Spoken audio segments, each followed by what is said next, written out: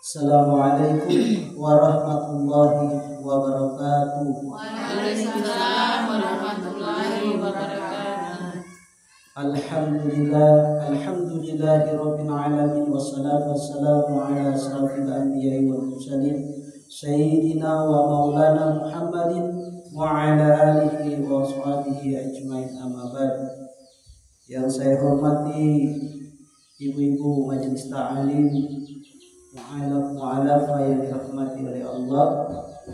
Hari ini kita bersyukur kepada Allah Subhanahu wa taala, kita dalam keadaan sehat walafiat, yang selalu berkahi oleh Allah Subhanahu wa taala. Salawat dan salam kita haturkan kepada baginda Rasulullah Muhammad sallallahu alaihi wasallam. Semoga di yaumil akhir nanti kita semua mendapat syafaat dari Rasulullah sallallahu alaihi wasallam. Hari ini pembahasan kita adalah tentang manusia dan lingkungan. Jadi manusia dan lingkungan. Saya mengambil satu ayat dalam Al-Quran Al-Karim, yaitu dalam surah Al-A'raf ayat 56, yang artinya, dan janganlah kamu berbuat kerusakan di bumi setelah diciptakan dengan baik. Berdoalah kepadanya dengan rasa takut dan penuh harap. Sesungguhnya rahmat Allah sangat dekat kepada orang yang berbuat kebaikan. Kali ini kita akan membahas tentang manusia dan lingkungan. Nah, sebelum kita lebih jauh membahas manusia dan lingkungan ini, maka yang pertama terlebih dahulu kita harus mengetahui bagaimana pengertian manusia. Jadi dalam Kamus Besar Bahasa Indonesia, manusia itu adalah makhluk yang berakal budi yang mampu menguasai makhluk lainnya. Nah, sedangkan para ahli, ada banyak para ahli mendefinisikan tentang manusia. Namun di sini saya ambil salah satu ahli yang berpendapat bahwa manusia adalah makhluk yang mempunyai kedudukan atau among dalam ekosistem, namun juga tergantung pada ekosistem itu ia sendiri merupakan bagian daripadanya. Kemudian mari kita lihat dalam pandangan Islam, apa sebenarnya manusia dalam pandangan Islam.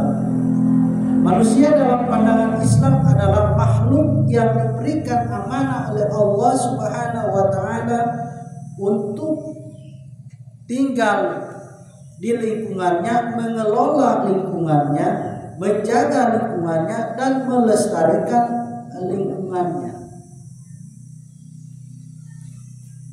Jadi manusia itu dia akan berinteraksi dengan sesamanya, di mana ia tinggal, di mana ia hidup.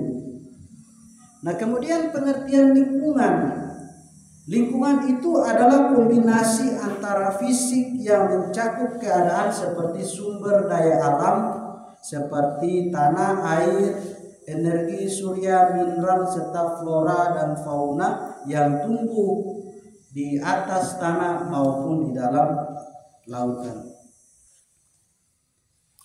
Lingkungan ini dapat diartikan segala sesuatu yang ada di sekitar manusia yang mempengaruhi perkembangannya, kehidupan manusia, dan lain-lain, baik yang bernyawa maupun yang tidak bernyawa. Jadi ada lingkungan biotik dan ada lingkungan abiotik. Lingkungan abiotik artinya lingkungan yang tidak hidup. Nah, di sana seperti cahaya, udara, dan lain-lain. Sedangkan lingkungan biotik itu adalah lingkungan hidup. Yang hidup di dalamnya ada manusia, tumbuhan, dan hewan. Kemudian manusia dan lingkungan. Jadi apa kaitan manusia dan lingkungan ini? Kaitan manusia dan lingkungan yaitu lingkungan diperlukan dalam hidup manusia. Jadi di lingkungan itu manusia hidup, manusia berkembang, dan manusia mengelola dan menjaga alam sekitarnya. Nah, makin besar kehidupan manusia, makin besar perhatian manusia terhadap lingkungannya. Berdasarkan sifatnya, hidup manusia itu dibagi menjadi dua, Ibu, yaitu kebutuhan material, antara lain adalah air, udara, sandang pangan, papan transportasi, serta perlengkapan fisiknya. Sedangkan kebutuhan hidup non material adalah rasa aman, rasa kasih sayang, pengakuan atas eksistensi pendidikan, dan sistem nilai dalam masyarakat. Jadi lingkungan itu, lingkungan di mana manusia tinggal, ada lingkungan alam, kemudian ada lingkungan sosial budaya. Lingkungan alam seperti di mana kita tinggal, kita berada, kita mengelola dan menjaga alam sekitar. Seperti di Desa Kimabaju ini. Di Desa Kimabaju ini kita tinggal di pinggir pantai. Jadi bagaimana kita mengelola lingkungan yang ada di pantai ini dengan menjaga lingkungan itu, dengan menjaga kebersihan agar tidak membuang sampah sembarangan. Karena lingkungan hidup yang ada di lautan itu ketika sudah tertumpuk sampah, jadi ketika sudah ada sampah bertumpuk-tumpuk di pinggir pantai maupun di lautan, maka itu sangat berpengaruh pada lingkungan tersebut. Yaitu yang pertama tentunya pada terumbu karang yang ada di laut, pada ikan-ikan yang ada di laut, itu juga berpengaruh. Selain itu, ketika sampah itu atau limbah itu mengandung racun, maka akan terkontaminasi lingkungan hidup di laut ini dengan apa? Racun yang diakibatkan oleh sampah ini. Sehingga setelah dia terkontaminasi, maka ikan yang kita makan sudah terkontaminasi dengan zat-zat yang berbahaya, dan pada akhirnya kita makan ikan tersebut bukan kita sehat, tapi malahan kita apa? Sakit. Kemudian selain itu ada penggundulan hutan. Nah, di daerah kita ini juga kan ada hutan, ada pegunungan, ada pohon-pohon. Nah, kita harus menjaga lingkungan alam tersebut agar penggundulan hutan, pembongkaran hutan ini harus, ketika sudah dibongkar, harus diadakan penanaman pohon atau penghijauan kembali. Apabila tidak diadakan penghijauan atau penanaman pohon kembali, maka akan mengakibatkan apa? Akan mengakibatkan longsor, akan mengakibatkan apa? Banjir dan lain-lain yang sangat berbahaya. Nah, maka dalam Al-Quran, dalam surah Al-A'raf ayat 56 tadi dikatakan bahwa jangan adakan kerusakan setelah ada penciptaan. Setelah ada penciptaan, maka jangan dirusak. Itu sangat penting untuk kita jaga lingkungan hidup di mana kita tinggal. Kemudian selain ada lingkungan hidup, ada lingkungan sosial budaya.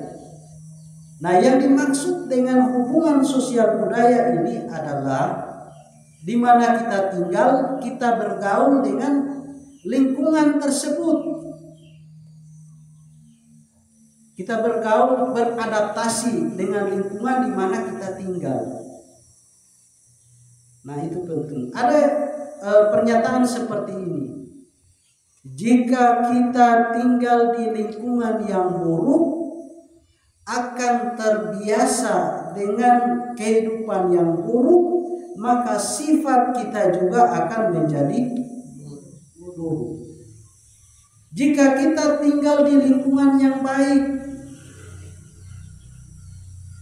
maka kita akan terbiasa dengan kehidupan yang baik, maka sifat kita pun akan menjadi baik.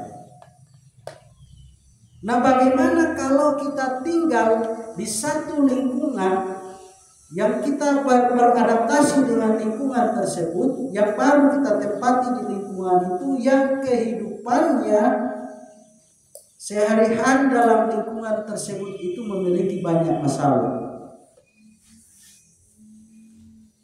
Yang pertama yang harus kita lakukan dari segi agama adalah perkuat akidah kita. Yang kedua, sifat-sifat baik yang kita tinggal di lingkungan sebelumnya, kita bawa di lingkungan yang baru. Sifat-sifat baik itu kita kembangkan, maka ada orang-orang yang melihat, ada tetangga-tetangga yang merasakan, pada akhirnya lama-kelamaan lingkungan tersebut akan menjadi baik. Lingkungan sosial budaya ini kita perbiasakan dari rumah. Karena dari rumah ini kita berinteraksi. Karena manusia ini tidak bisa hidup sendiri. Manusia tidak bisa hidup sendiri. Coba kita uji atau buat penelitian tentang bagaimana kalau hidup sendiri. Jadi pergi menyendiri di kebun yang tidak ada orang di sana, kemudian kita coba hidup sendiri di sana. Bisa tidak? Kalau kita hidup sendiri di sana, boleh? Tidak boleh. Kenapa? Karena memang manusia ini membutuhkan manusia lainnya dalam hubungan interaksi, dalam kebersamaan, agar supaya tercipta lingkungan sosial budaya yang baik. Kemudian yang terakhir, menjadi kesimpulan dari pembahasan kita ini, yang pertama, kita harus menjaga lingkungan alam, melestarikan, baik yang tinggal di pinggir pantai, yang tinggal di dekat dengan pegunungan, yang tinggal di lingkungan yang datar. Kita harus menjaga lingkungan alam kita dengan menjaga tidak membuang sampah sembarang, kemudian mengadakan penghijauan kembali agar supaya di lingkungan alam itu bisa aman, bisa nyaman di mana kita berada. Kemudian lingkungan sosial budaya harus kita perbiasakan, bahwa kita tanamkan dalam hati kita bahwa kita manusia tidak bisa hidup sendiri. Kita masih membutuhkan orang lain atau membutuhkan manusia lainnya dalam rangka interaksi hubungan sosial budaya. Mungkin itu saja di sore hari pembahasan kita.